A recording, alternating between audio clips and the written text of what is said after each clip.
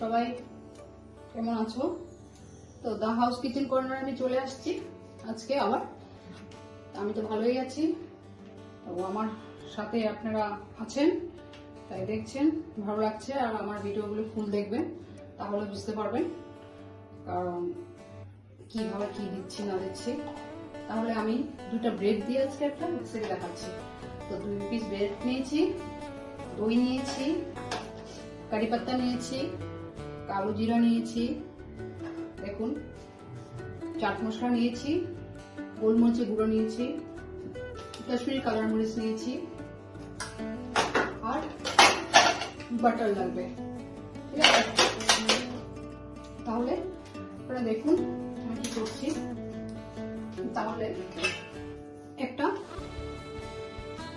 আমি এভাবে প্লেট নিয়ে নিচ্ছি, প্লেটে আমি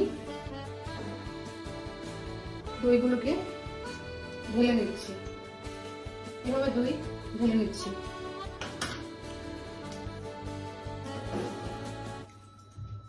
দইটা এভাবে ঢেলে নিলাম,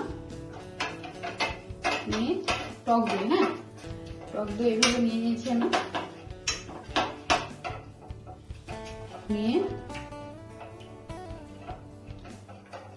নিয়ে এখানে অল্প সামান্য গোলমরিচের গুঁড়া দিচ্ছি, চাট মশলা দিচ্ছি,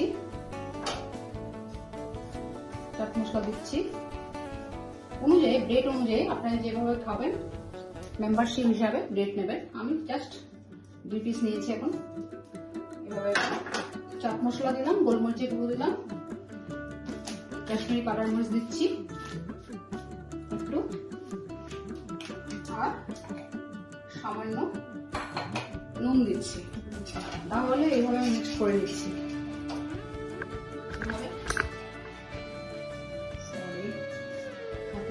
ক্যামেরাতে তাহলে এইভাবে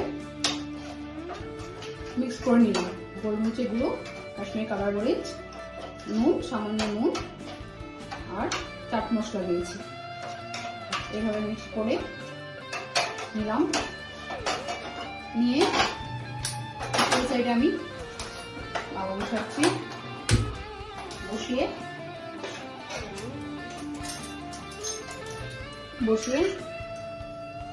দেখুন বাটার দিচ্ছি। এইভাবে বাটার দিচ্ছি। আপনারা বাটারও দিতে পারেন, ঘি দিয়েও করতে পারেন, সাদা তেল দিয়েও করা যায়। বাটার আর ঘিটা দিলে একটু টেস্ট অন্যরকম আসে, তাই দিলাম। আপনাদের রুচি অনুযায়ী খাবেন। সাদা তেল আজকাল তো সবাই ঘি বাটার সবাই খেতে পারে না, প্রবলেম, তো যার যার চয়েস, সাদা তেলও খেতে পারবেন। এভাবে করে দিয়ে দিচ্ছি। দিয়ে এখন আমি কালো জিরে দিয়ে নিয়েছি, ওটাকে ফোড়ন দিয়ে দিচ্ছি। ঠিক আছে, এভাবে দিয়ে দিলাম। দিয়ে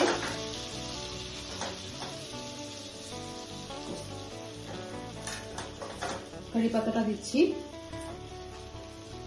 কারি পাতা দিয়ে বাটার তো তাড়াতাড়ি গরম হয়ে যায়। এইভাবে গরম হয়ে গেছে। আমি এখন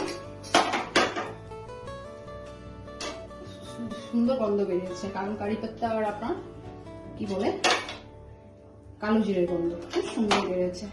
আর বাটার দুটোটাই তো সুন্দর, খেতেও টেস্ট আর ভালো বেরিয়েছে। এইভাবে আমি বাটারটাকে দিয়ে দিচ্ছি। এভাবে আরেকটাকে করে নিচ্ছি আমি।